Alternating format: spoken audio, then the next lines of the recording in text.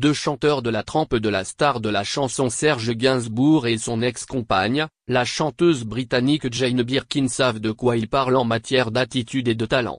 En effet, même si leur regard est faussé parce que Charlotte est leur fille, les deux chanteurs décèlent en elle une talent qui peut faire d'elle une chanteuse de renom. Et ils ne se sont pas trompés tant Charlotte Gainsbourg excelle autant en chant qu'en comédie et connaît depuis sa tendre enfance un beau succès. Poussée par sa mère, alors en tournage en 1984, pour La Pirate de Jacques Doyon, Charlotte passe le casting pour paroles et musique d'Elie Chouraki.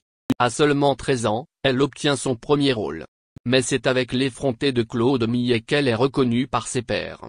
Sa performance est récompensée par le César du meilleur espoir féminin en 1986. Ce talent, Serge Gainsbourg veut en profiter. Il écrit alors Charlotte Forever, l'histoire du quotidien d'un père alcoolique et de sa fille de 15 ans.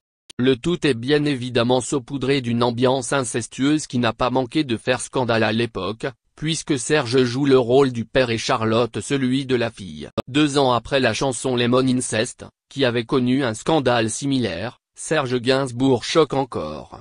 Si Serge Gainsbourg est considéré comme un génie, il est à cette époque rongé par ses addictions. Par conséquent, il est quotidiennement ivre sur le plateau. De quoi mettre Charlotte Gainsbourg dans l'embarras, elle qui est témoin du comportement pour le moins étrange de son père. 30 ans après le tournage, elle s'en rappelle à l'occasion d'une interview. Il me faisait aller trop loin, faire des choses qui me gênaient. C'était difficile. Je faisais la tête sur les couvertures de journaux, je ne voulais faire aucun effort, c'était ma manière de me préserver. Nous avons vécu ensemble tout au long du tournage. C'était compliqué. J'aime mon père plus que tout, mais j'ai eu tellement de mal à me faire une vie. Il était chou en permanence. C'est éprouvant à vivre pour une enfant. En public, c'était difficile. Je me transformais en flic sur le tournage. Je guettais les écarts.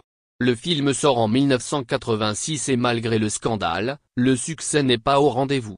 Moins de 250 000 spectateurs se rendent dans les salles de cinéma. Par comparaison, un an plus tôt, L'Effronté rassemblait près de 3 millions de spectateurs. Récemment, une ancienne maîtresse de Serge Gainsbourg s'est exprimée dans le livre Il était une oie. Elle revient en détail sur la relation qu'elle a entretenue pendant 3 ans avec l'artiste. Elle y parle évidemment des excès qui rongeaient l'auteur et compositeur et qui l'ont d'ailleurs poussé à le quitter. Je me suis vite rendu compte que Gainsbourg était devenu Gainsbar, indique-t-elle, avant de poursuivre, il picolait dès le matin, il fumait constamment aussi. Selon elle, il ne se serait jamais vraiment remis de sa rupture avec Jane Birkin. Elle est restée pendant un temps avec lui, car elle ressentait de la compassion pour le chanteur. Parfois aussi de la pitié, car il pouvait être minable et ridicule. Si elle ne le côtoyait plus au moment de son décès, elle est persuadée qu'il est mort malheureux. Les excès de Gainsbourg lui auront coûté sa vie mais auront également forgé sa légende. On se rappelle tous de ses nombreux dérapages, face à Catherine Ringer, Whitney Houston ou lorsqu'il a brûlé un billet de 500 francs en direct à la télévision. On ne doute pas que Charlotte Gainsbourg a de son côté des centaines de souvenirs plus tendres avec son père, qu'elle garde dans son cœur et qu'elle ne partagera sans doute jamais.